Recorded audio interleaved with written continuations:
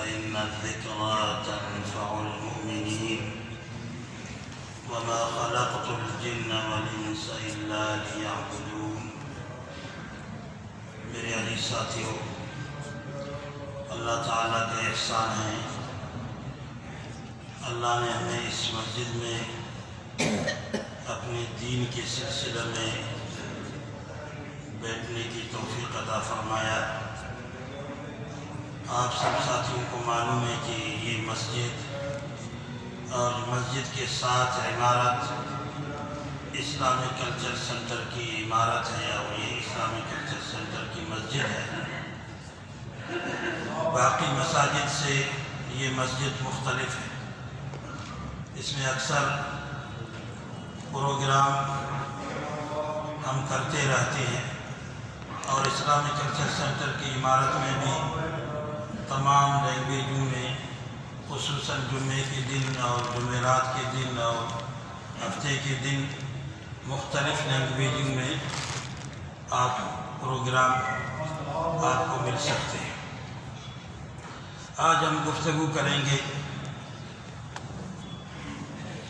رسول اللہ صلی اللہ علیہ وسلم کی ایک حدیث پر، جو عظیم حدیث ہے، جس حدیث کو وصیت رسول آپ کہہ سکتے ہو۔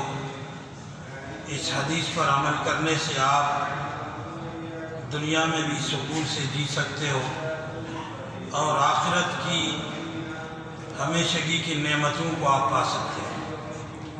اللہ کے رسول صلی اللہ علیہ وسلم نے ایک سوال کیے، حاضرین سے ایک سوال کیے، فرمایا کوئی ہے یہ کلمات مجھ سے سیکھنے والے اور ان کلمات پہ عمل کرنے والے یا دوسروں کو سکھانے والے جو ان کلمات پر عمل کرے؟ کوئی اس طرح کے آدمی ہے خود یہ کلمات سیکھے، ان پر عمل کرے، یا دوسروں کو سکھائے جو عمل کرنا چاہتا ہے؟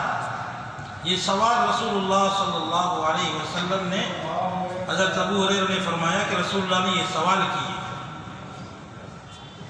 تو گویا کہ یہ سوال آپ سے بھی ہے، مجھ سے بھی ہے اور تمام عالم انسانیت سے بھی ہے کہ رسول اللہ صلی اللہ علیہ وسلم نے فرمایا کون ہے تم میں سے جو مجھ سے یہ کلمات سیکھ کر عمل کرے یا دوسروں کو سکھائے جو عمل کرنا چاہتا ہے؟ تو حضرت ابو ہریرہ رضی اللہ عنہ نے فرمایا کہ میں ہوں یا رسول اللہ، میں سیکھ کر عمل کرنا چاہتا ہوں، دوسروں کو سکھانا چاہتا ہوں۔ تو فرمایا راوی حدیث کہ رسول اللہ صلی اللہ علیہ وسلم نے مجھے ہاتھ میں پکڑ کر اور یہ 5 باتیں مجھے سکھانے لگے، جن کو آپ سنیں گے اور ان پر عمل کریں گے تو سکون کی زندگی دنیا میں گزار سکتے ہیں اور سکون کی زندگی انشاءاللہ آخرت میں بھی گزار سکیں گے۔ سب سے پہلی بات کیا ہے؟ اللہ کے رسول صلی اللہ علیہ وسلم نے فرمایا اتق المحارم، اللہ نے جن چیزوں کو حرام کیا ہے ان سے بچ کے رہو۔ تکن اعبد الناس، پھر آپ بڑے عابد بن جائیں گے، عبادت گزار بن جائیں گے۔ کتنے لوگ ہیں عبادت میں کچھ نہ کچھ حصہ لیتے ہیں لیکن حرام سے بچ نہیں سکتے ہیں۔ وہی عبادت کرنے والے جھوٹ بولتے ہیں، وہی عبادت کرنے والے فلمیں دیکھتے ہیں، وہی عبادت کرنے والے ڈرامے دیکھتے ہیں، وہی عبادت کرنے والے لوگوں سے دھوکہ کرتے ہیں۔ اب ایک نان مسلم، اس درس سے پہلے نیپال کا ایک انسان ایک مسلم پر شکوہ کرنے کے لیے ہمارے پاس آیا کہ نماز بھی پڑھتا ہے، قرآن بھی پڑھتا ہے اور اللہ کا نام بھی لیتا ہے اور قسم بھی کرتا ہے، لیکن میرے حق کو کھانے والا ہے۔ تو کیا ہے؟ رسول اللہ نے فرمایا اتق المحارم، آپ عبادت گزار بننا چاہتے ہو تو تمام حرام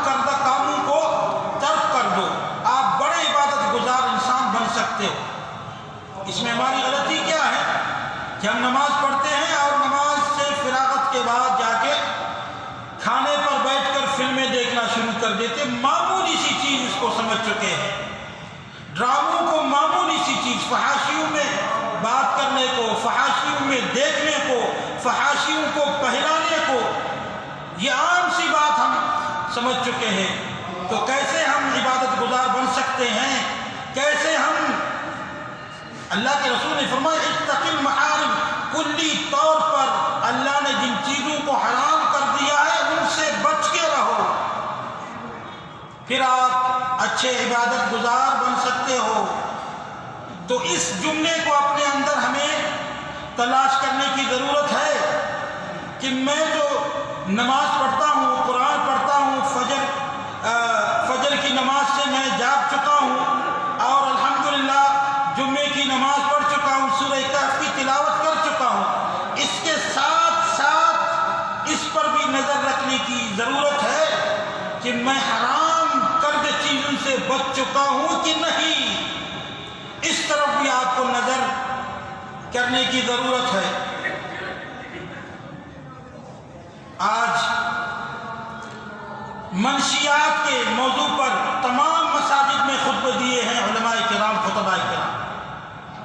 منشیات عروج پر ہے، منشیات میں کام کرنے والے لوگ، منشیات کو پہلانے والے لوگ، منشیات کو فروخت کرنے والے، خرید کرنے والے لوگ، اور انسانوں میں، عوام میں، سوسائٹیوں میں پھیلانے والے عام ہیں. بعض تو نمازی بھی منشیات فروش ہیں. ایک ساتھی مجھ سے کئی سال پہلے بات کی کہ ایک انسان میرے ہی درس میں حاضر ہوتا ہے اور بچوں کو میرے ہی درس میں، مدرسے میں وہ حاضر کرتا ہے، لیکن معلوم پڑا کہ منشیات فروش نکلا ہے. صاحب بچوں کو ساتھ لے کر کے اور جا کے کہ گاڑی کی ٹائروں میں منشیات فروخت کرنا اور منشیات چھپا کے برآمد کرنا اور لوگوں میں پھیلانا. اس مبارک ملک میں بھی کئی لوگ اس برے عمل میں مبتلا ہیں اور انسانوں کو قتل کرنا چاہتے ہیں اور عوام الناس کو اس نشے کے ذریعے سے بیکار کرنا چاہتے ہیں، قتل کرنا چاہتے ہیں. جبکہ قرآن کریم میں ہے جس نے ایک انسان کی جان بچائی تو اس نے تمام انسانوں کی جان بچائی. جس نے ایک انسان کو قتل کیا، چاہے منشیات کے ذریعے سے ہو، چاہے کسی اور طریقے سے ہو، تو اس نے تمام انسانوں کو قتل کر دیا.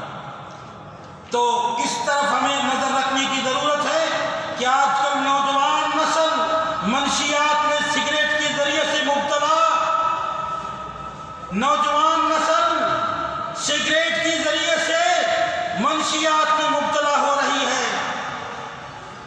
سگریٹ کے ذریعے سے انسان شراب نوشی تک اور چرس تک، آفین تک، سگریٹ اس راستے سے وہ جا کے پہنچ جاتا ہے.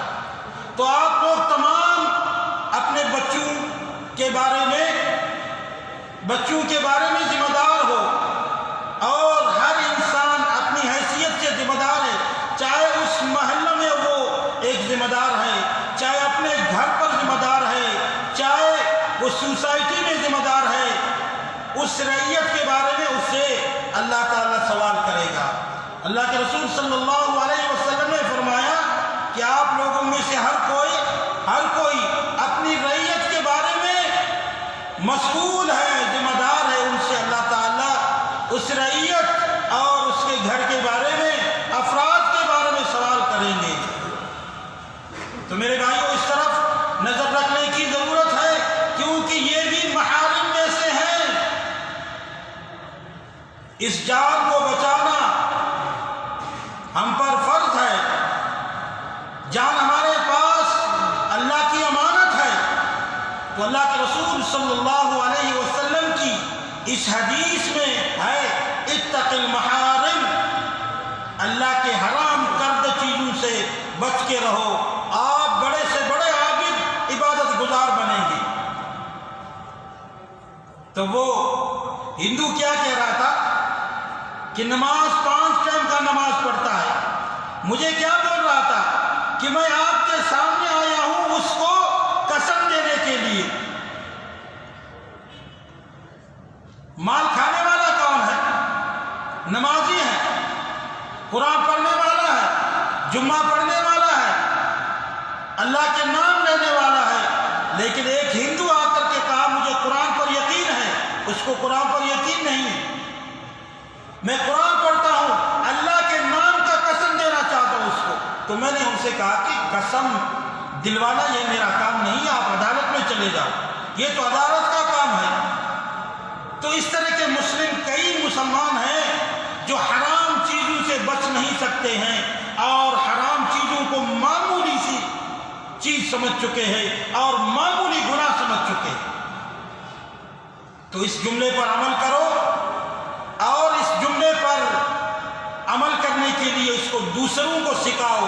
رسول اللہ نے فرمایا کون ہے مجھ سے یہ کلمات سیکھے، ان